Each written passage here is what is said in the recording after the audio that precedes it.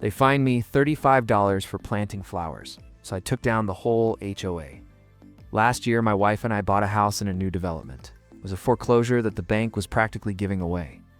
The house next door had been vacant for months, with a for sale sign out front. The place was a mess. The grass was knee-high, and there were weeds growing through the cracks in the sidewalk.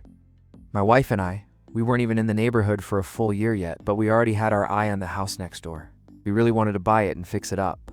The problem was the HOA. They wanted us to pay $7,500 in fines for the overgrown lawn and landscaping. So the fine was so high that they were hoping we'd just pay it and move in. But my wife and I, we weren't about to let them win. We decided to fight the HOA and take them to court.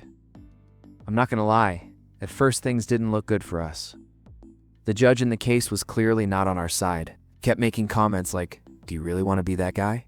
You're gonna make an enemy of the whole HOA?" But we stood our ground, and eventually the judge agreed to reduce the fine to $1,500.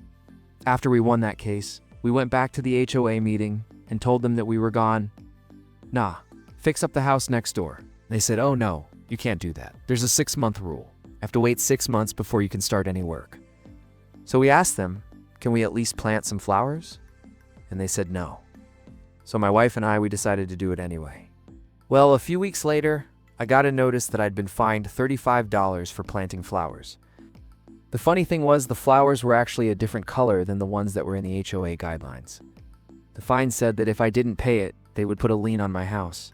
Well, I decided to fight the ticket. I went to the HOA meeting and asked them why I'd been fined. One of the board members said, "You planted the wrong color flowers." And I said, "Really? Because you guys are trying to strong-arm us into selling our house because you want to foreclose on it? Is this what this is about?" And the board member said, "You're right. We were hoping you'd just pay the fine and go away. But now that you've brought up the foreclosure, we're going to have to take action." And then they tried to kick me out of the meeting. But once they started talking about foreclosing on my house, I knew I had them on my side. All of the neighbors came out of their houses and started yelling at the HOA. And that's when one of the board members made a comment. He said, "This whole neighborhood is going to foreclose because none of you can afford your homes." And that's when I knew I had him. All the neighbors started recording videos on their phones and taking pictures. Well, a few days later, we all met back up at the HOA meeting. This time the police showed up and escorted the HOA board out of the meeting. And ever since then, the HOA hasn't said a word to us.